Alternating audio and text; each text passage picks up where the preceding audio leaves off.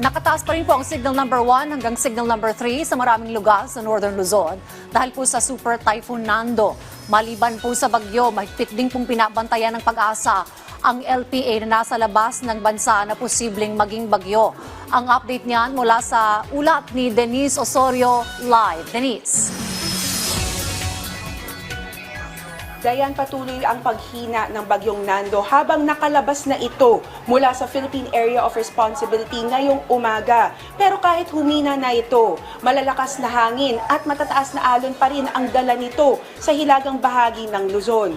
Ayon sa Pag-asa, nakataas pa rin ang tropical cyclone wind signals para bigyang babala ang publiko sa lakas ng hangin. Signal number 3 sa Ilocos Norte, sa hilagang kanlurang bahagi ng Apayao, kabilang ang Kalanasan, at sa hilagang kanlurang bahagi ng mainland Cagayan, kasama ang Sanchez Mira, Santa Pracedes at Claveria.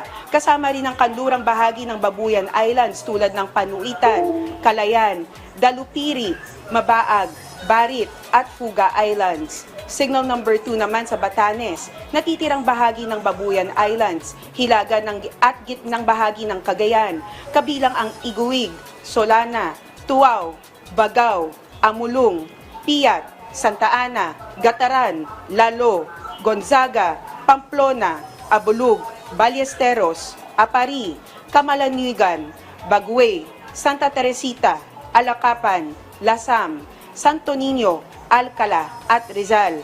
Kasama rin ang natitirang bahagi ng Apayao, Abra, Kalinga, kanlurang bahagi ng Mountain Province, kabilang ang Besao, Tadyan, Sagada, Bauco, Sadanga, Bontok at Sabangan, hilagang bahagi ng Benguet, Ilocos Sur at hilagang bahagi ng La Union, kabilang ang Sudipen, Bangar, Luna, Balaoan at Santol.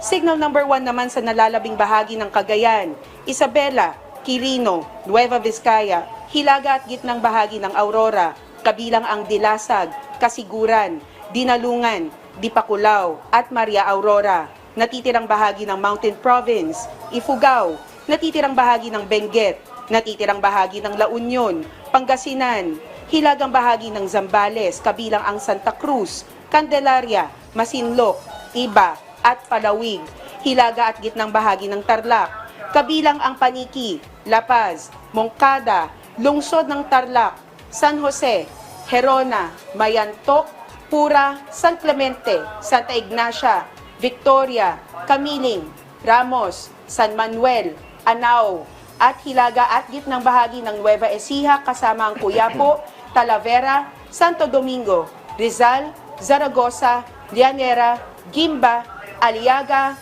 Pantabangan, Science City of Muñoz, General Mamerto Natividad, Caranglan, Quezon, Lungsod ng San Jose, Lupao, Nampikwan, Talugtog, Likab at Bungabon. Samantala may babala rin ng storm surge na aabot hanggang 3 metro ang taas sa mabababang baybayin ng Batanes, Cagayan, kabilang ang Babuyan Islands, Ilocos Norte at Ilocos Sur. Dayan, kasama naman natin ngayong umaga si Dr. John Manalo, weather specialist ng Pag-asa para sa iba pang mga detalye tungkol sa bagyong Nando at tungkol sa low pressure area na papasok ng Philippine Area of Responsibility. Dr. John, magandang umaga po. Magandang umaga po. Sir, ano po ang pinakabagong update natin tungkol po sa bagyong Nando? Itong si Bagyong Nando ay kakalabas lang ng Philippine Area of Responsibility. Ito ay may taglay na lakas ng hangin na umaabot ng 185 kilometers sa sentro o sa mata ng bagyo at 230 kilometers naman na hangin na gustiness o pagbugso. Ito yung bigla ang paglakas ng hangin sa paligid ng bagyo. Kumikilos ito pakanluran, papalayo palalo sa ating bansa sa bilis na 20 kilometers per hour.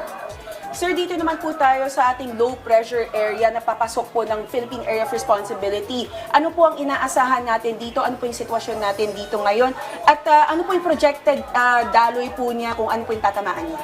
siguro unahin natin doon sa kanyang development. Naka-high chance tayo ngayon. Ibig sabihin, for the next 24 hours, mataas yung posibilidad na ito ay maging isang ganap na bagyo. At nakikita din natin na kapag naging ganap na bagyo na ito at pumasok ito sa Philippine Area of Responsibility, bibigyan natin ito ng local name na Opong.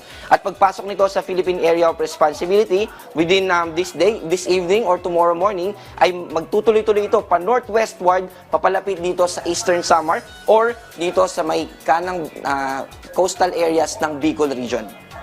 Sir, ito pong si Opong, ano po yung abiso po natin sa ating mga kababayan na posibleng pumatamaan dito po sa pagpasok niyo? Sa kasalukuyan ay meron pa rin potensyal na magbago yung forecast natin patungkol dito. Kaya bagyong Opong napapasok pa lang, pero gusto natin na inform yung ating mga kababayan na maghanda at maging updated sa mga panibago pang ilalabas ng DOST Pag-asa patungkol dito sa ating binomonitor. Okay, maraming salamat po, Doc John. Dayan, kasalukuyang binomonitor pa rin ng Pag-asa ang mga dam sa Luzon.